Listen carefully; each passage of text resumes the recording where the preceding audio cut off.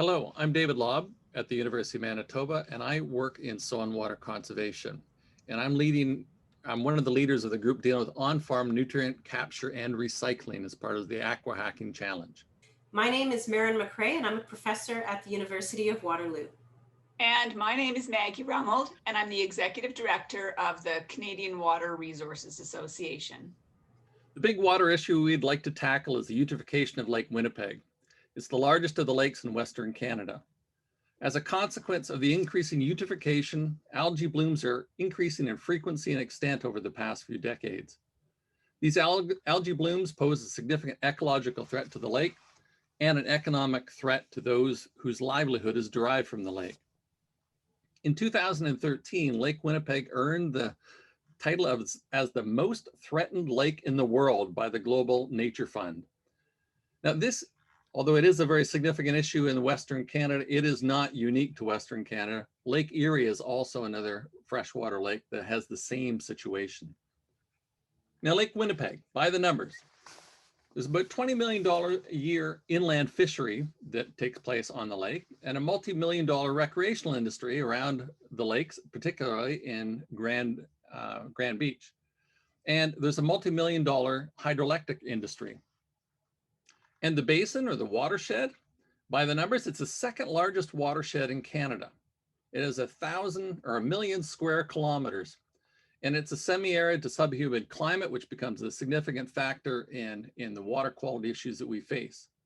The runoff is dominated by snowmelt, and it's a relatively level landscape across the prairies. And it's home to 6.6 million people.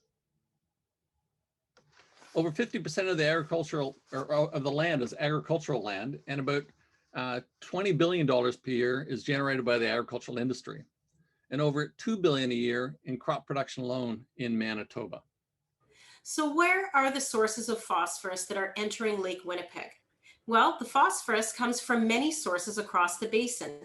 The majority enters through the Red and Assiniboine River, so about 73% in 2001. And of that portion, almost half, 30%, comes from Manitoba and Saskatchewan. And of that portion, roughly 2/3 comes from the rural landscape, so cropland, pastures, farmyards, and all of the other land uses. So there is potential to reduce phosphorus loading to Lake Winnipeg from all sources.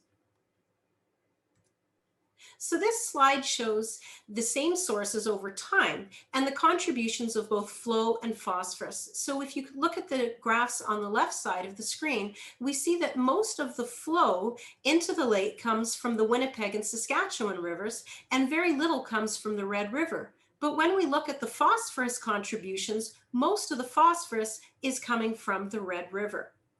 And if we look at the graphs on the right-hand side of the screen, the majority of this happens during the snowmelt period, about 80%, which happens over about a 2 to 4 week period between March and April in any given year. So simply due to its prevalence in the basin, agricultural land is a major contributor to runoff, leading to nutrient losses, which of course lead to eutrophication and algal blooms. So the problem is that we have to maintain efficient and profitable crop production to ensure food security for local and national markets. But we have to do this while we minimize the contribution of farming practices to nutrient runoff from agricultural land and the loading to surface waterways and ultimately to Lake Winnipeg. So the challenge in this landscape is that even though it's a relatively dry climate in the prairies, excess moisture is a major threat to maintaining efficient and profitable crop production. So excess soil moisture and water standing on the fields from local spring snowmelt and rainfall represents the majority of crop insurance claims in Manitoba, and those claims continue to rise, as you can see from the graph on the bottom left of the screen. So ultimately, farmers must drain their land. The challenge is finding a means of draining agricultural land while reducing the load of nutrients in that drainage water. So there are, So there are some opportunities. To keep nutrients, we either have to keep them on the fields and prevent losses, or we have to capture them and trap them somehow after they exit the fields and reuse them. Most of the beneficial management practices, or BMPs, that we've tried to employ to prevent losses from fields, a lot of them don't work very well in this climate type, and this makes keeping nutrients on the fields challenging. So capture and reuse is another option. But this system has to work in this very level landscape on which most of the runoff happens during frozen and thawing conditions, which of course poses its own sets of challenges. To improve water quality, we either have to keep nutrients on the fields and prevent losses, or capture nutrients and trap them and reuse them after they exit fields.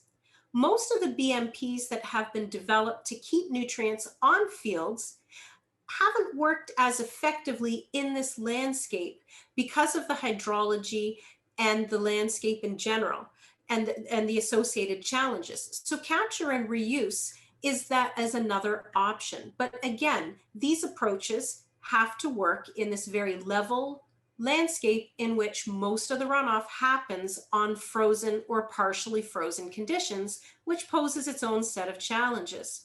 So again, one approach to reduce agriculture's contribution to nutrient delivery to the lake is to capture and reuse the nutrients before they're lost from the agricultural landscape. And this can be on the field, at the edge of the field, or downstream from the field.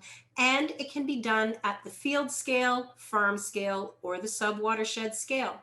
So there are a few practices that have been developed to achieve this form of nutrient recycling, and there are most certainly other practices that could be developed if a few bright minds come together to tackle this challenge. Water management within the watershed, particularly at the farm scale, is key to reducing the delivery of phosphorus to Lake Winnipeg from agricultural sources. The capture and the reuse of phosphorus that leaves the farms has the potential to substantially improve water quality in Lake Winnipeg and throughout the watershed in general. We've pulled together some resources. Some examples of the resources that we've gathered are shown on this slide, and we will also provide an additional list of resources that will help point people in the right direction towards coming up with some innovative solutions that we're excited to hear. So we hope that you're excited about our challenge, the on-farm nutrient capture and recycling, and we're looking forward to answering any questions you might have. There is a join us. We hope you can join us on the Ask Me Anything session on March 9th. And apart from that, feel free to email us, get in touch with us, ask us some particulars before you decide. We're open to your questions. Looking forward to working with you, and hopefully we'll talk to you soon. Thanks.